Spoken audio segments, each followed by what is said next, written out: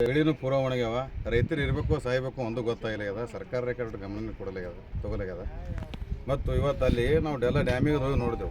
ಅಲ್ಲಿ ಒಟ್ಟು ಕೆಸರಿ ಅದ, ನೀರೇ ಇಲ್ಲ. ಸುಮ್ಮನೆ ಮ್ಯಾಗ ಅಷ್ಟೇ ಒಂದು ತೋಡೆ ನೀರವ. ಇದು ಅಫಜಲ್ಪುರ ತಾಲೂಕು ಸಣ್ಣ ಡ್ಯಾಮ್ ರೀ ಇದು. ಒಟ್ಟು ನೀರೇ ಅಲ್ಲ, ಒಟ್ಟು ಕೆಸರಿ ಅದ್ರಿ ಅಲ್ಲಿ.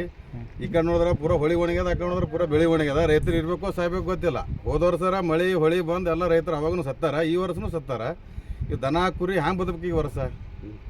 ದನ ಕುರುಗಳು ನೀರಿಲ್ಲ, ಮನುಷ್ಯರಿಗೂ ನೀರಿಲ್ಲ. ಅಫಜಲ್ಪುರ ತಾಲೂಕಿನ ವಾರಕ್ಕೊಂದೊಂದು ವಾರ್ಡಿಗೆ ನೀರು ಬಿಡ್ತಾರೆ, ನೀರಿಲ್ಲಾರ ಬಿಟ್ಟಿಗೆ.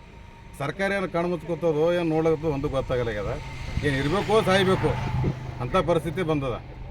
ಅದಕ್ಕೆ ದಯವಿಟ್ಟು ಹೇಳ್ತೀನಿ, ಸರ್ಕಾರದ ಕಡೆ ಗಮನ ತಗೋಬೇಕು. ಎಷ್ಟೋ ಹೋರಾಟ ಆಗ್ಲಾಗತ್ತವ, ಎಷ್ಟೋ ರೈತರ ವಾರಕ್ಕೆ ಮತ್ತು 15 ದಿನಕ್ಕೆ ಒಂದು ಹೋರಾಟ ಮಾಡ್ಲಾಗತ್ತಾರೆ. ಒಟ್ಟು ಸರ್ಕಾರ ಗಮನನೇ ತೋರಿ ಅದು ನಮ್ಮ ಕಡೆ. ಅದಕ್ಕೆ ದಯವಿಟ್ಟು ಉಜನಿ ಡ್ಯಾಮಿಂದ ನೀರು ಬಿಡಬೇಕು. ಮತ್ತು ನಮ್ಮ ರೈತರು ಇವತ್ತಿನ ದಿನ ಅವ್ರು ಇದ್ರೇ ನಾವೆಲ್ಲರೂ ಬದುಕ್ತೇವೆ. ಮತ್ತು ರೈತರೇ ಅವ್ರು ಬೆಳೀಲಿಲ್ಲ ಅಂದ್ರೆ ನಾವು ಅದಕ್ಕಲ್ಲೇ ಇವತ್ತಿನ ದಿನ ರೈತರು ಬೆಳೆದ ಬಗ್ಗೆ ನಮ್ಗೆ ಏನಾರು ಒಂದು ತಾನ ಸಿಗುತ್ತೆ ಸಿಗಲ್ಲೇ. ಅದಕ್ಕೆ ನಾ ಹೇಳ್ತೀನಿ, ದಯವಿಟ್ಟು ನಮ್ಮ ಈ ಭೀಮಾ ನದಿ ಹೊಳಿಗೆ ನೀರು ಬಿಡಬೇಕು. ಸರ್ಕಾರ ಗಮನ ಕೊಡಬೇಕು. ಅದಕ್ಕೆ ನಾ ಈಗ ಹೇಳಕತ್ತೀನಿ ಅಂದ್ರೆ ಇವತ್ತಿನ ದಿನದಲ್ಲಿ ಈ ಕಡೆ ಮನುಷ್ಯರನ್ನು ಸಾಯ್ತಾರೆ, ದನ ಕುರಿನೂ ಸಾಯ್ತಾವ. ಮೂರು ಜನವರಿ ಒಂದು ಉಳಿಯಲಿ. ಅದಕ್ಕೆ ಅಂಥ ಪರಿಸ್ಥಿತಿ ಬಂದ ನಮ್ಮಲ್ಲಿ. ಅದಕ್ಕೆ ದಯವಿಟ್ಟು ನಾವು ಸರ್ಕಾರಕ್ಕೆ ಏನು ಹೇಳ್ತೀನಪ್ಪ ಅಂದ್ರೆ, ದಯವಿಟ್ಟು ಭೀಮಾ ನದಿಗೆ ನೀರು ಬಿಡಬೇಕು. ಉಜನಿ ಡ್ಯಾಮಿಗೆ ನೀರು ಬಂದು ಅಂದರೆ ಎಲ್ಲರೂ ಉಳಿತಾರಲ್ಲ, ಎಲ್ಲರೂ ಸಾಯ್ತೇವೆ ನಾವು. ಅಂಥ ಪರಿಸ್ಥಿತಿ ಬಂದದ.